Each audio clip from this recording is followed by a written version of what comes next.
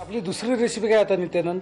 दुसरी रेसिपी आपण बनवूया बेसन चिला. बेसन चिला. त्याचं साहित्य सांगतोस का काय? साहित्य म्हणजे चण्याचे पीठ आहे, बेसन, त्यामध्ये आपण टाकू मिरची, कोथिंबीर, दही, कांदे, ओके, गार्लिक, मीठ, टमाटे आणि पालक.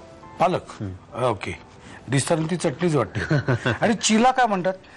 चिल्ला म्हणजे हे छोटा उत्तप्पासारखं असतं म्हणून त्याचं नाव चिल्ला आहे. आणि आम्ही त्याला बेसन चिल्ला ऑमलेट म्हणतो. बेसन चिल्ला ऑमलेट. तर ते व्हेज लोकांना एक असं एक्साइटमेंट सारखं वाटतं की हे ऑमलेट कसं काय.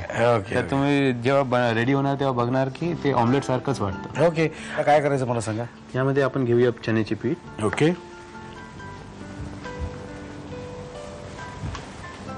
त्यामध्ये जे तुम्हाला फिलिंग पाहिजे ते तुम्ही टाकू शकता. जसे ऑमलेट बनवतात आम्ही, तर त्यामध्ये मशरूम पण टाकू शकता, कॅप्सिकम पण टाकू शकता, अनियन मसाले ऑमलेट पण बनवू शकता. तसंच ह्यामध्ये पण तुम्ही कोणतंही फिलिंग टाकू शकता. आता आज मी टाकणार आहे पालक, कारण पालक हे मुलं लोक खूप पाठीमागे असतात. तर ह्या बेसन चिलामध्ये आतमध्ये टाकून आपण त्यांना पाजू. ओके. टाक्या मिरची, थोडीशी मिरची, थोडीशी, कारण लहान मुलांसाठी आहे. थोडीशी लसूण. हे तुम्ही अवॉइड पण करू शकता. हा, लसूण. पण ऍक्च्युली लसूण चांगली आहे तब्येतीला डायजेशनला पण चांगली आहे. थोडीशी मीठ,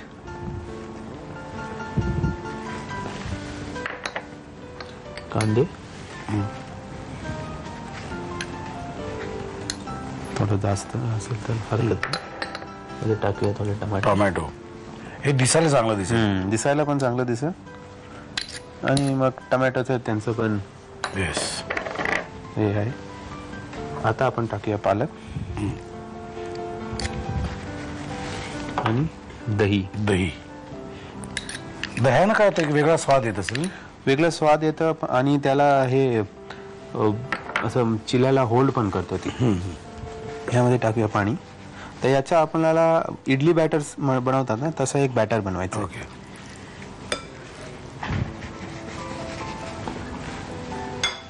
विस्क यूज केलं की चांगलं बनतं. ह्याच्यात आपण तिखट फार कमी घातलेलं आहे, म्हणजे नावाला घातलेलं आहे 1-2 तुकडे.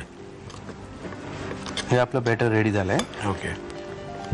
नाव व्हॉट टू डू. आता हे स्पून कराया. ओके. कोथिंबीर आपण लास्ट घालूया. आता घालायची काय सगळ्यात शेवटी. पण मला अजून एक प्रश्न विचारायचा होता, तो असा की साधारणपणे 2 खाण्याच्या मध्ये अंतर किती असावं. तुम्ही आता सगळं तब्येतीवरच आपण बोलतोय, तर 2 खाण्यामध्ये साधारण अंतर किती असावं. तर जमेल तर आपल्याला एकदम चांगलं आहे की आपण 2-2 तासाने आपला इंटेक घेऊया.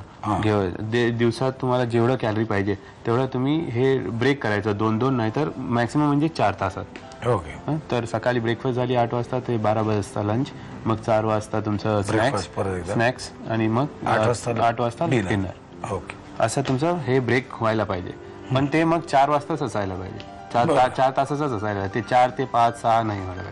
आणि ते बरं पण आहे की लंच केल्यानंतर आणि डिनर केल्यानंतर तुम्ही एक अर्धा तास तरी एक वॉक घेतलं. बारीक वॉक ते पाहिजे. ओके. आपण नॉर्मली काय करतात, डिनर खातात आणि झोपायला जातात. ते एकदम बरं नाही.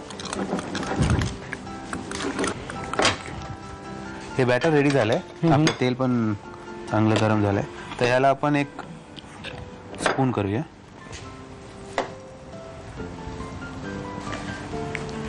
ओके.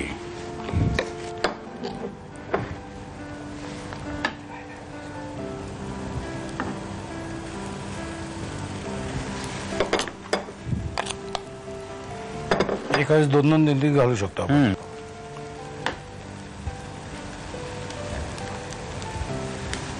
एकदा अल्टी झाली की रेडी. हे कशाबरोबर खाता येईल आपल्याला. हे तुम्ही चटणी बरोबर खाऊ शकता, नाहीतर नॉर्मल केचप मध्ये चालेल. म्हणजे हेच पाहिजे आणि तेच पाहिजे असं काही हट्ट करायची गरज नाही. आणि हे मुळात पटकन होत आहे आणि डब्यात सुद्धा आपण घेऊ शकतो. बरोबर. नाही, शाळा वगैरे पाठवू शकता. तुम्ही सुद्धा वहीत लिहून घेऊ शकता. आम्ही डब्यात घेतो, तुम्ही वहीत लिहून घ्या.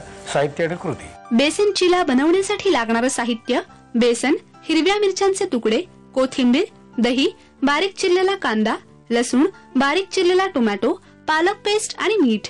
कृती: प्रथम एका बाउलमध्ये बेसन घेऊन त्यामध्ये हिरव्या मिरच्यांचे तुकडे, लसूण, मीठ, बारीक चिरलेला कांदा, बारीक चिरलेला टोमॅटो, पालक पेस्ट, दही, पाणी आणि कोथिंबीर घालून बॅटर तयार करावं. पॅनमध्ये तेल गरम करून त्यावर तयार बॅटर पसरून बेसन चिले खरपूस भाजून घ्यावेत.